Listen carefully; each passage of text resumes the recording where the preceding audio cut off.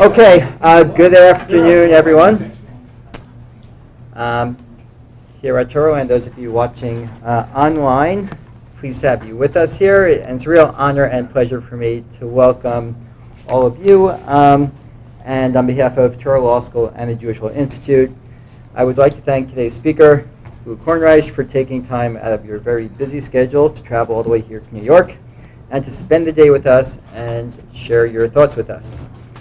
As director of the Jewish Law Institute, my goal for the Institute is to explore the relevance of the Jewish legal experience to American law, legal education, and legal scholarship.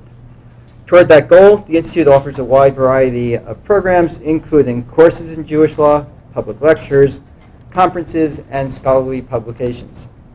Starting in the fall of 2011, the Jewish Law Institute has hosted a series of distinguished lecturers. They've included Rabbi Yonah Rees, Rabbi Meir Soloveitchik, and Rabbi Moshe Sokol, attorneys Nathan Lewin, Robert Sugarman, and Ben Brafman, Federal Appeals Court Judge Kermit Lopez, State Court Judge Karen Friedman, and law professors Sanford Levinson, Oren Gross, Russell Pierce, and Keith Sharfman. This afternoon, we are honored to host Lou Kornreich. Judge Kornreich's biography has been circulated. In the interest of time, I'll simply mention his extensive and distinguished service as judge on the United States Bankruptcy Court for the District of Maine, where he served for a number of years as chief judge, as a communal leader in the Jewish community in Bangor, Maine, and of particular relevance to the topic of today's lecture, as an expert in both Jewish law and mediation. Finally, I'd also like to thank Judge Kornreich for serving on the Jewish Law Institute Advisory Board and for his participation in past Jewish Law Institute programs. So without any further ado, please join me in welcoming Judge Lou Kornreich, the Jewish Law Institute's Fall 2017 Distinguished Lecturer.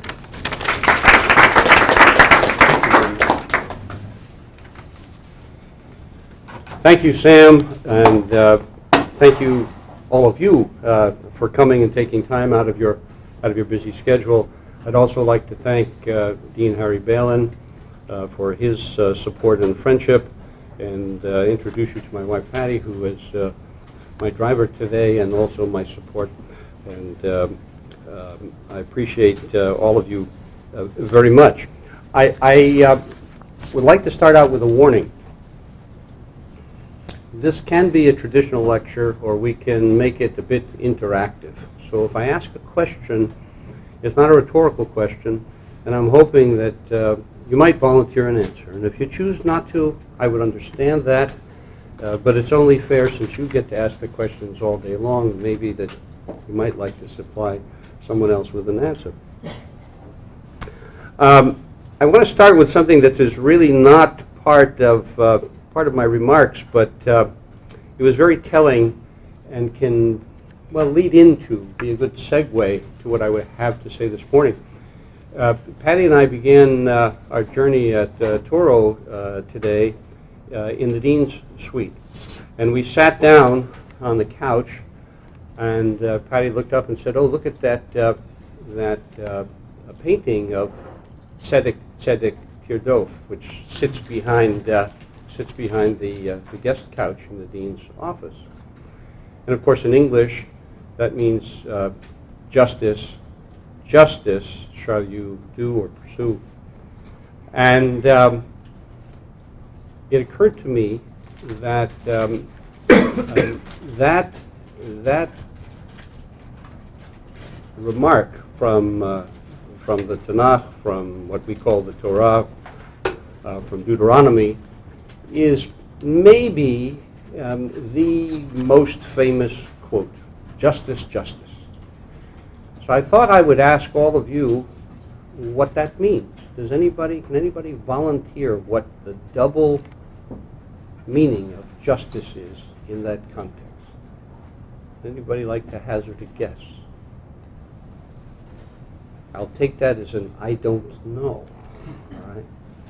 It's very interesting because when I ask the question to many groups, they respond with in very grand terms about our duty to society to make sure that justice ensues, and I often remark that that is not the understanding within the context of Jewish law.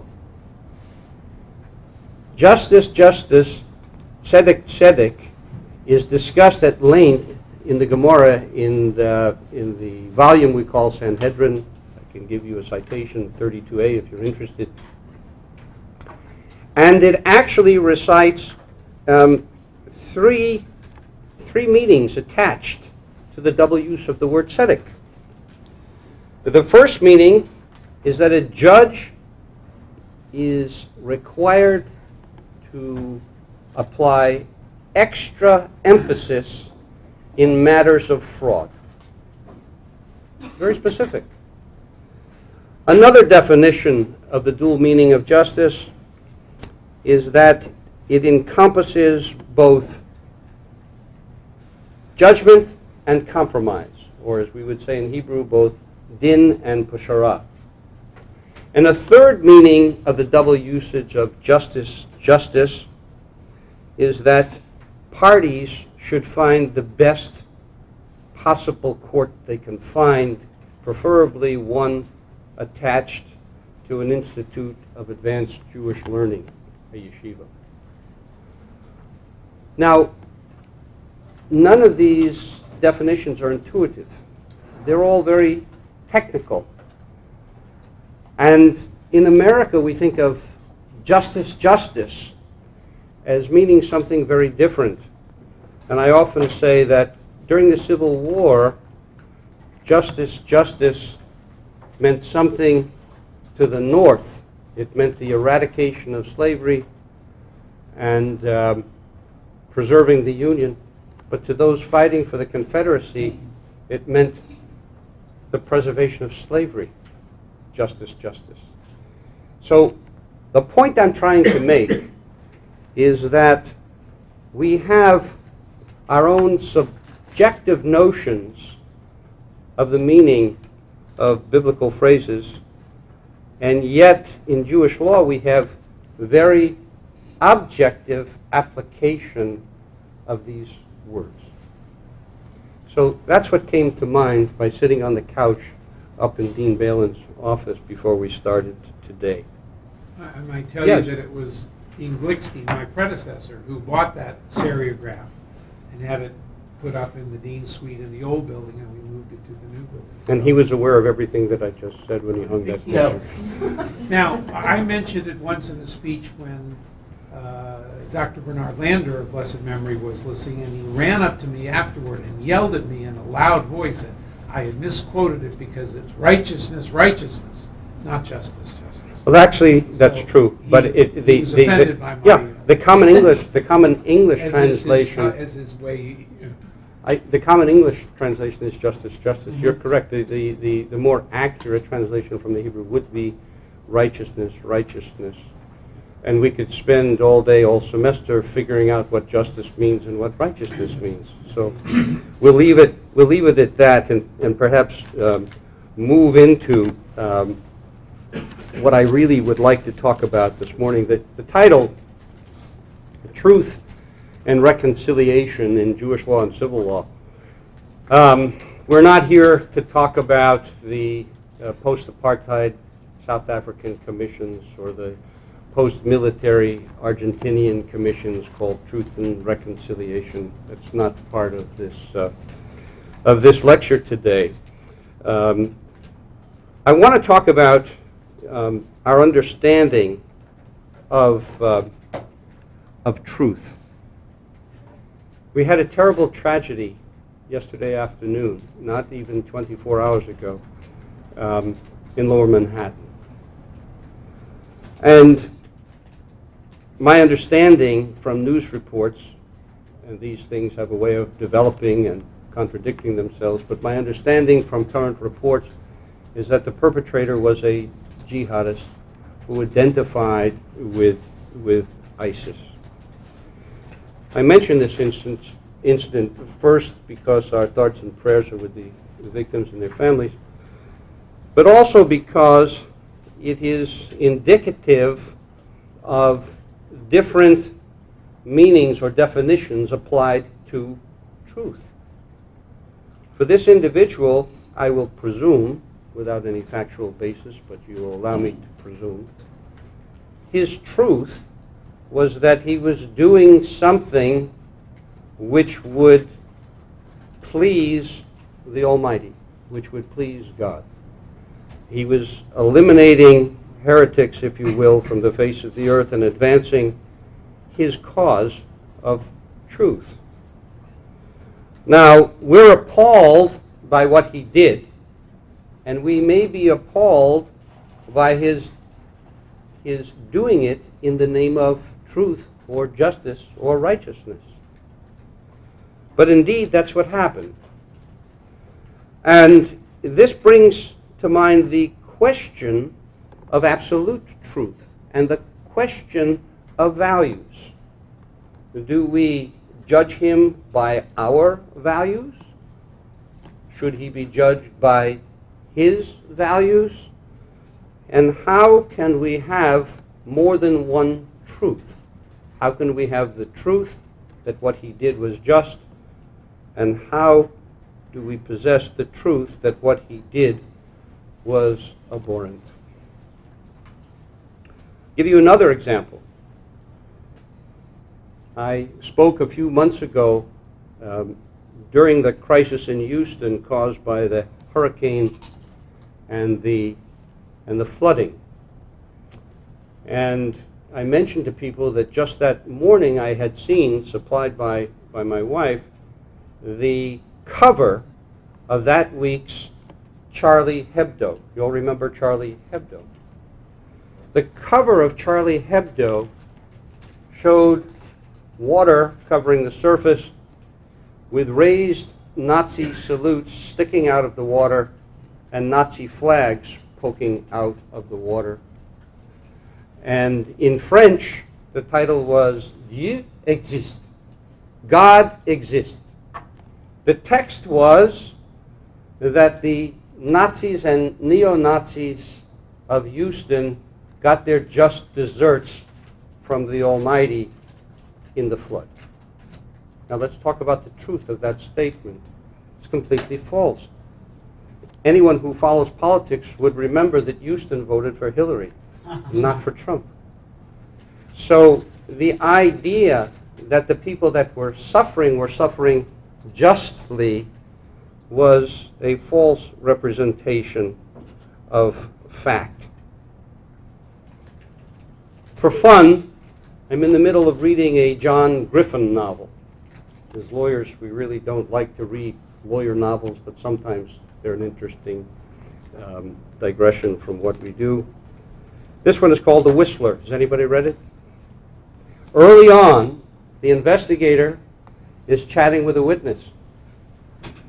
And the witness, according to the narrator, scratches his head and struggled to find an answer. He wasn't struggling to find the truth, but he was struggling to find which truth to tell. It's a very powerful statement by a novelist, and then the story proceeded. But it suggests that there was more than one truthful story that this witness was prepared to convey. There's a new book by two law scholars that has been released. It's called The Judge, 26 Machiavellian Lessons by Ronald Collins and David Scover. Has anybody seen it, heard of it, read it, aware of it? I tried to get a hold of it last week when I heard it came out because I thought it might be interesting for this lecture. It was unavailable to me. It may be available now. But I did find a review by Judge Kaczynski of the Ninth Circuit. And he said that the book challenged the notion that judges, particularly Supreme Court justices, are grounded in the old pieties of justice impartially applied, and that they were deceptive, and that the opposite is true, and that they were interested in power and promoting their own agenda. That's Judge Kaczynski's review of this study of 26 Supreme Court justices. I can't comment on whether his remarks are true or whether his understanding of what the authors have proposed is true. I can tell you that in my experience in working with judges at the lower courts, both state and federal, that premise is not true, that most judges are hard-working people attempting to find the truth as opposed to propagating their own agenda for the sake of power and glory. But again, we have this notion of multiple truths. In Jewish philosophy, there is a postmodern philosopher who is deceased. He's known as Rabbi Shegar. His actual name is Shimon Gershon Rosenberg. He died about 10 years ago, leaving a body of work which is now being translated into English. And he suggests that in this postmodern era, we do have multiple truths. And in his formulation of what he calls hard postmodernism, there are so many truths that there are no truths at all. And in soft postmodernism, there are truths, but we may pick our own truth, pick our own system of ascertaining truth, and ground ourselves in such a truth. And what he is suggesting is that the grounding may be in traditional religious faith, Judaism, Christianity, Islam, or in other systems of thought, including Marxism or whatever, and that these truths, which are developed by man, not revealed by God, may be selected as if they were revealed by God and pursued in ways which would make it hard to distinguish whether the adherents were believers or whether they were simply accepting on faith.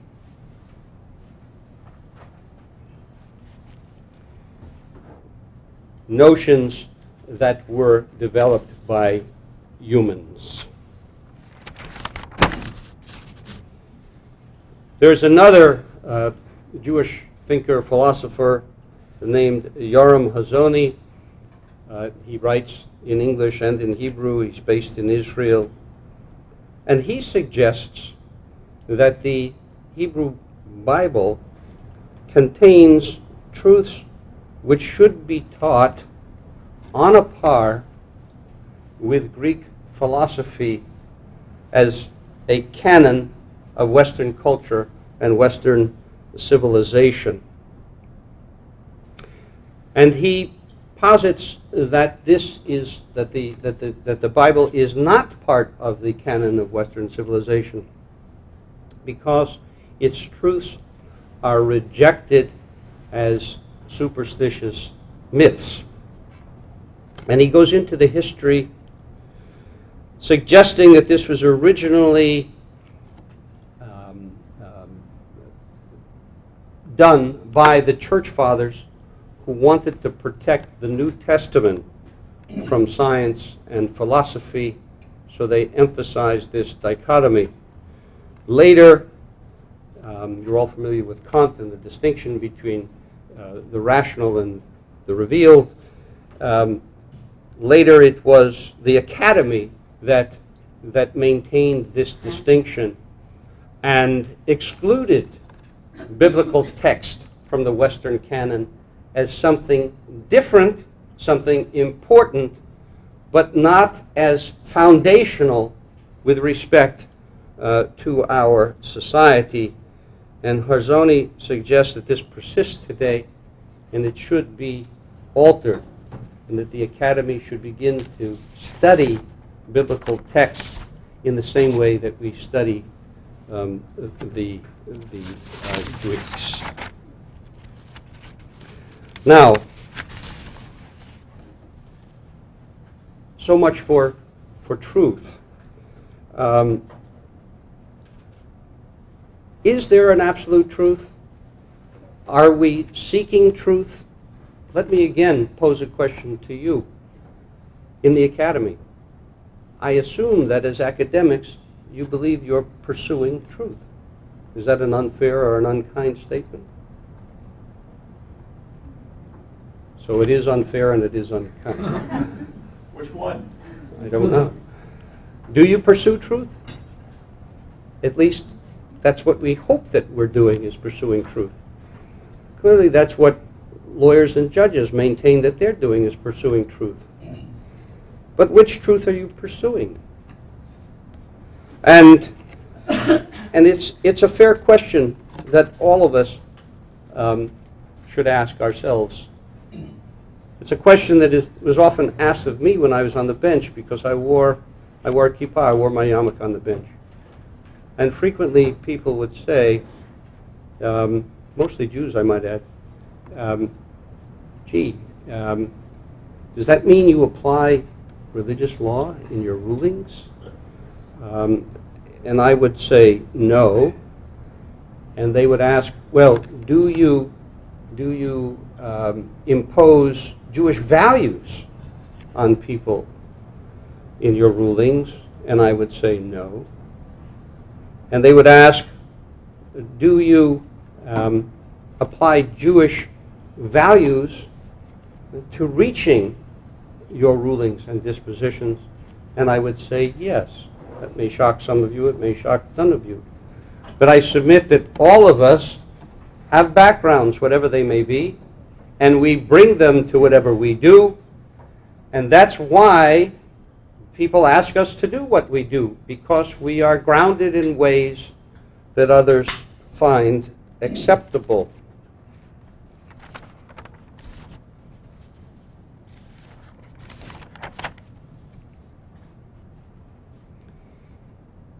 The point is that truth is something we must reach for and we must pursue. Let me explain the Jewish values that are important to me and the source. Right in the beginning of the Torah, right in the beginning of Genesis, the beginning of Bereshit, the Almighty creates the world. And immediately following that creation, he introduces man and woman, Adam and Eve, into the world. And immediately after they're introduced into the world, what happens? Does anybody remember? Somebody must remember. Yes, sir. Yeah, they're thrown out of the Garden of Eden. And what causes them to be thrown out of the Garden of Eden? Something involving eating from the wrong tree. Actually, that's very good. Does anybody remember which tree and why it was wrong? Tree of knowledge? Tree of knowledge of what? That's the question. Tree of knowledge of what? Tree of knowledge of good and evil. They ate of the tree of knowledge of good and evil and were therefore excluded from Gan Eden. That is the Jewish notion of original sin, that they discovered the distinction between good and evil. You have a question? Makes no sense to me. Yes. Why if there was a tree that had not, that for which could impart the knowledge of good and evil, why would God not want Adam and Eve to know I am about so good and glad you are here. I've never made any All right, because I was about to actually just ask that question and answer it rhetorically, and you asked it as an actual question, which is fabulous. Sorry. Maimonides the Rambam. Have you heard? Are you aware of who he is? Okay.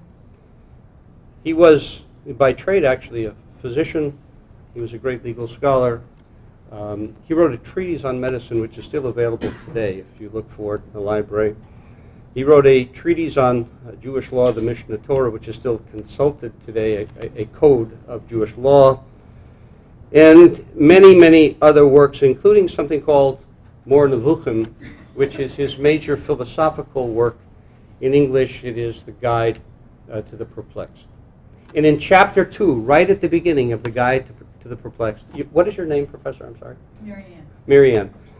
He creates an interlocutor to ask Marianne's question. And then he proceeds to answer the question. Because the common notion would be, if we understand the words, that they achieved knowledge of good and evil. And that would be a very high value. Why would they be punished for achieving what we would consider to be a human value, a necessary component of being, a necessary component of civil society? And the reason is this, and he gives this answer: that they had possessed objective knowledge of truth and falsity. And objective knowledge of truth and falsity is what we would call divine truth. It is closer to what God understands. It is closer to divine intellect. Subjective notions of good and evil are subordinate to the notion of truth and falsity, because subjective notions of good and evil are based on our senses. They are sentient. We achieve knowledge of good and evil through sight, sound, smell, taste, and so forth. And what is the first thing that occurred to Adam and Eve after they achieved knowledge of good and evil? We're naked. They noticed for the first time that they were naked and they were covered. Because until that moment, there was no notion of being naked. There was no notion of any impropriety in being naked. So what they had achieved was knowledge filtered through their own senses. What they lost was intellect on a par with the Almighty. They were expelled into the world with knowledge of good and evil, but they had a diminished understanding of truth and falsity. And according to the Rambam, what humanity has been attempting to accomplish since that moment is to pursue knowledge of truth and falsity in an objective way, and to diminish our understanding of truth and falsity as something good or something bad. Good and bad are value judgments. Absolute truth exists. Anyone differ with that premise? And so according to the Rambam, and really according to Jewish philosophy, we have lost our ability to ascertain truth because we are now looking through the lens of good and evil. And what we attempt to do is to achieve that divine angelic status of understanding truth and falsity. Now this is extremely difficult to do. In the Jewish court system, judges usually appear in panels of 3. I can't jump to the conclusion and tell you that's why we have appellate courts of 3 or anything else, but I can tell you that the Jewish court is generally composed of 3 judges. And there are discussions in the Gemara about when you may have 1, if you may have 2, and so forth and so on, but it is generally 3. These judges have what we call, in Jewish philosophy, Yirat Hashem. They have fear of the Almighty. And their fear of the Almighty is really awe of the role that they have been placed in. Because they recognize that rendering justice in the Jewish context involves agency for God. They recognize that judging is a usurpation of a divine prerogative. Men and women don't judge other men and women. The Almighty judges. Why?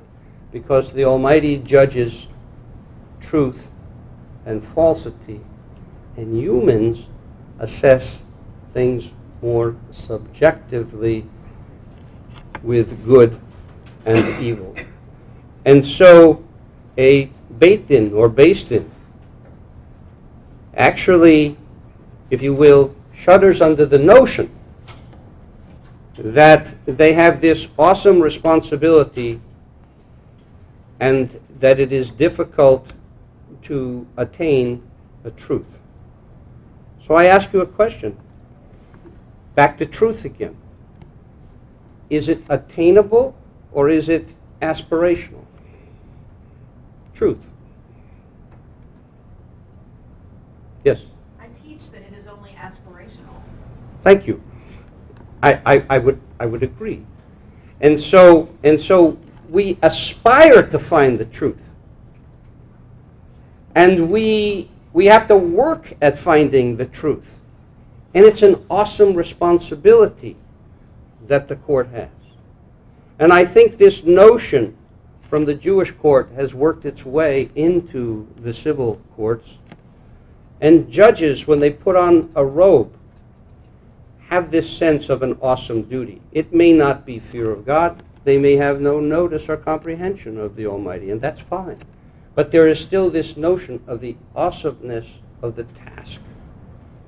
It's an awesome task for the lawyers that appear before them, and it's an awesome task for scholars who are teaching students and also studying the law in an academic way.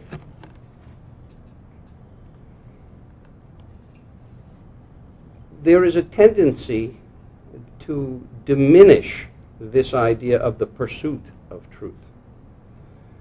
There's another Jewish value. We refer to it as Rodef Sholem, pursuer of peace. Let me ask you another question. What is peace? Everybody's looking down. This is the point where I'd say, take out a piece of paper and a pencil, we're going to have a quiz. What is peace? Somebody tell me what peace is. Okay? Harmony with one's environment and others. Very good. Other thoughts? Very good. Yes? The absence of violence. Absence of violence. Very good. Others? An acceptance of things as they are. Okay. All very good, all very different. So peace is very much akin to truth in that way. Would anybody disagree with that? It's aspirational. It may not be attainable. I'm not talking about in the practical or pragmatic sense of having a peace treaty. And let's talk about that for a minute. We all know what peace treaties are. Okay. Does that really end the conflict? Not necessarily. So peace is something other than an absence of conflict, perhaps. It is something more than that. And I would submit that in Jewish philosophy, there's very little difference between truth, which we've just worked to understand, and peace. And that a road of shalom, a pursuer of peace, is also a pursuer of truth, and peace and truth are aspirational as opposed to attainable. Yes? I guess I'd like to disagree with my colleague Tracy. I come from... We're going to have a war here? Or? No. No. I come from the teachings of Mahatma Gandhi, that there are certain truths in this world. There aren't many, but there are certain attainable truths. And I think in my area of legal ethics, I believe that not everything is aspirational. There are, in fact, certain truths that are attainable by students who study and think and give thought to the areas of legal ethics. Give me an example. Yeah, I'm afraid to say that. Not commingling funds. Say again, please. Yeah. The prohibition on commingling client funds with your own. In the sense that that is an absolute norm that is understood universally. In our system, yes. In our system, that's not universal. No, but we're teaching students. Okay, certainly within our system. So you would say, that is an absolute norm. I would agree with you, but that is in application. But when we talk about commingling of funds, really, what are we talking about? What's that? We're talking about honesty. Talking about honesty. We're also talking about property, and we're talking about the misapplication of another's property, which really comes down to appropriation or theft. So if we parse it out that way, you may have a universal norm in every society, perhaps, where you don't take property of another. But I think we'd probably be able to find an island someplace in the world where it is deemed absolutely correct to take your neighbor's property.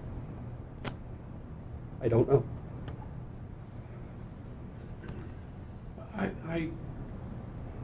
I think there are some absolutes with regard to conflict of interest, because it's such an enormous part of the course, and such a and seems to be violated all the time in the newspapers.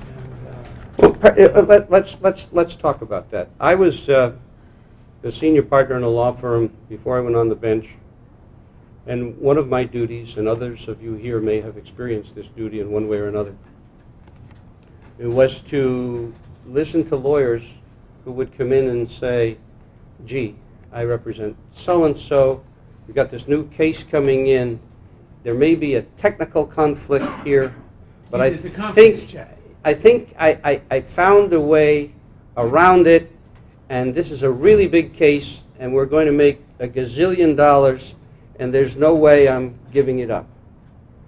And I would say, more often than not, the mere fact that you're here tells me there's a problem and that it smells bad, and the answer is no. Okay. So what I'm getting at is that you can, even when it comes to conflicts, find a way around it. As a matter of fact, if you look at any state's code of ethics, you will find that it's less than absolute. If it's a rainy Tuesday, you might be able to do it, but you can't do it on Thursday. I mean, the laws are, the rules are built around exceptions. Is that an unfair statement? a little bit. It's an unfair statement, or it's a little bit true? It's unfair, I think. I think Okay. that the exceptions are few and far between, and in my opinion, the basis of the rule didn't lend to the exceptions, although lawyers wanted to. Sure. I can tell you in my field, in bankruptcy, we have this notion of disinterestedness. Where's my bankruptcy professor? Would you comment on what that means? Disinterest? I'm not sure what. Well, just the general concept in the statute, one must be disinterested, okay? Meaning one may not have a conflict in order to represent an estate or be an estate professional. Fair statement? Not have an interest in any of the proceedings that's going on. Right. One must be disinterested. Yet, there's tremendous pressure on Congress to redefine disinterestedness. Why? Because we now have mega law firms with offices in every state and every continent that cannot physically avoid conflicts. It cannot be done. Because there's always somebody, someplace, in that firm representing a contrary interest. And so we want to rewrite the bankruptcy code so that we can have various tiers of conflicts so that we may be able to say, your conflict is not really a disqualifying conflict. You're not disinterested. But your conflict, oh, that's disqualifying. Okay? So we have different levels of disqualification. What would your grandmother say to that? That's my rule, the grandmother. Your grandmother would not like it. My grandmother would not like it, That's all I'm trying to say. but I don't have to reach that far back. I don't know that I like it. Nor do Okay. I could care less that Jones Day has so many offices. It's a conflict. And it doesn't pass the I would appearance agree, of a problem. and I would agree. So what we're no longer talking about whether it's a conflict. We're talking about whether we wish to continue to define it as a conflict. And that becomes a problem. So something that is not ethical, we can make ethical simply by saying it's ethical. True? It bothers me. But it's a fact. happens, yeah. It's a fact, and it happens. Any other notions of an absolute? Yes. I want to understand why Adam and Eve, who were godlike, made a decision to become ungodlike. I don't know how that works. They had a handle on absolute truth. I think I understand you correctly. Yes. And yet, they violated a command. The command by the Almighty, who himself had a handle on absolute truth. So how does that work? Okay. I'll give you my answer as best I can, and it probably will not be satisfactory. It works because God had created humans with all of our baggage. You see, there were also angels, if you believe in that sort of thing. And Adam and Eve were on the highest tier of the human plane, very close to being angelic. But they still possessed human characteristics which had been created and imparted in them by the Almighty. And those human characteristics led them to do what they did. So they lost godly characteristics On their own initiative. on their own initiative. Or more precisely, they lost angelic qualities because you're saying they didn't start out on the same plane. They were not angels, but let's say they were close. Let's say close. Yes. Angeloid. Yeah, okay. Good. Angelish. Angelish. Okay. And so they dropped a notch or two. Mhm. Okay. But why did they drop a notch or two? Because in addition to their godlike qualities, we believe that we are created in the image of God, not physically, because we understand that God has no physicality. So what are we created? We're created with godlike intellect and godlike powers. We're also created as humans. Indeed, let me go back to the Rambam a little bit and this notion, because I may have confused you. This second tier, this idea that we're now stuck in a world of good and evil as opposed to truth and falsity. That doesn't mean that we don't have the potential to attain this higher status once again. But we are human, and we should take pride in being human, and we should take pride in the fact that we are sentient beings. We're not vegetables or plants, and that we do have understanding, and we do have our own notions, and we do come to our own conclusions. And this is the nature of your question. Isn't that really a higher form? I mean, isn't that? No, that's a fulfillment of our human qualities and a suspension or diminution of our godly qualities. Is it helpful or not helpful? Okay. All right. Time is moving very quickly, and I would like to go to the second part of all of this, which is reconciliation. I mentioned before, when I was talking about the poster of tzedek tzedek, of righteousness, righteousness, that one of the definitions in the Talmud of this dual statement of righteousness is judgment versus peshara, judgment versus settlement. That we may achieve righteousness through the judgment of a court, or we may achieve righteousness through compromise and settlement, through application of our human qualities. The difference between a din is that a court, talking about a Jewish court now, and it may be applicable in some sense to civil courts, but that's not my position. A Jewish court is trying to emulate God and attain truth, and is doing so with fear of God, not fear that they're going to be stricken by lightning, but fear that they have this awesome responsibility to do the right thing. Whereas peshara, settlement, is a little different. It's not that there is no longer awe of the Almighty. Rather, what we are introducing into this is this human quality that I was just discussing with your colleague. That in settlement, in compromise, through mediation, what we are trying to do is not figuring out what the absolute truth would be, but rather as humans determining what an appropriate result would be by applying legal principles, applying the facts, and also applying other things like cultural norms and diversity and needs and interests. So we are adding other issues, if you will, other human issues on the scales of justice. Peshara, settlement in Jewish law, is not a departure from justice. It's a departure from an absolute application of what the law would be, so that we might have a winner or a loser in achieving truth. Instead, what we have is a result that incorporates many aspects.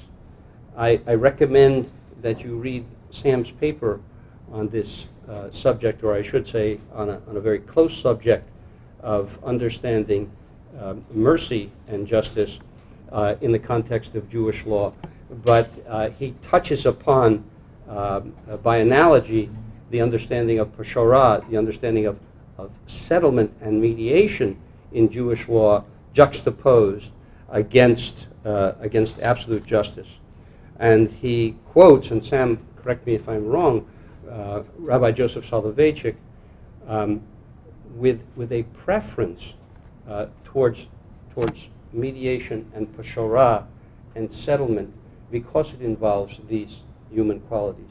You see, these human qualities are sentient abilities, our abilities to see and to imagine and to hear and to analyze from different points of view are very important. They're not dismissed in Jewish philosophy.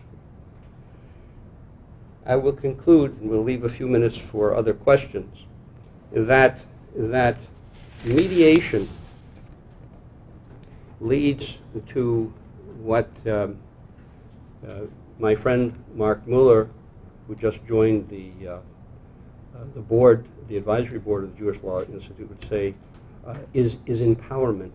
It allows the parties, as humans, to fashion their own result as opposed to having the court impose a result upon them.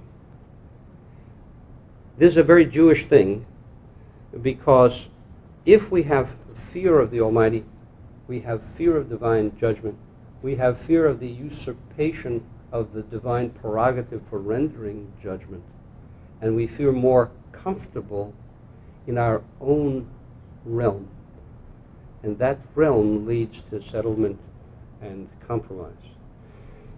In the Gemara, there are actually times when compromise is required.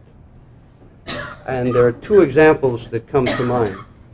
One is when two parties are attempting to navigate a very narrow path on a steep cliff, and the rules of right-of-way cannot apply, because if they were applied, one man and his donkey are going to be tossed over the cliff. The other example that's given is that when there are two ships passing in a narrow on a river, same result. Following the rules of the road, they would not be able to navigate. And so one party in each instance must back off. Now, when that occurs, it means that we are not applying the law, because if we were to apply the law, what would happen? One party would be pushed off the cliff or drowned. So there are... Unless the law says that one party has to give way. Yes, but there's a presumption, if you will, that the law says the party on the left, if you will, I'm making this up, may proceed, and the party on the right may not. Well, what if the party on the left is a donkey overloaded with goods, and there's absolutely no way that he can move without falling off the cliff? So what we're saying here is that there are times when the law requires compromise, because application of the law would lead to an impossible result. I'll leave you with this thought. We have this terrible situation in Puerto Rico with the hurricane. We're all focused on the hurricane, the fact that people have no power, and so forth, for many weeks.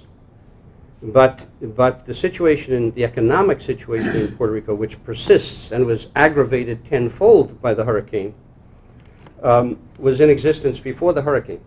And basically, there's $100 billion, more or less, of bonds that have been purchased to finance the Puerto Rican government and various operations within the government. And under the Puerto Rico Constitution and under the Puerto Rico Code, bondholders are entitled to payment ahead of all other creditors. That's the law, and I submit to you that's probably the law in New York State and every other jurisdiction in the United States. Now, if that law were to be applied, Puerto Rico would be pushed off the cliff. And therefore, when Puerto Rico filed a version of bankruptcy, which we refer to as promissa, which was enacted by Congress for this unique situation, we don't have time to discuss that now, the first thing that the court did was appoint a panel of mediators. And the first thing that the parties did was to rush to judgment and file tens of lawsuits arguing that the law is absolute, there is no discretion, bondholders must be paid, even if that means everybody in Puerto Rico goes hungry.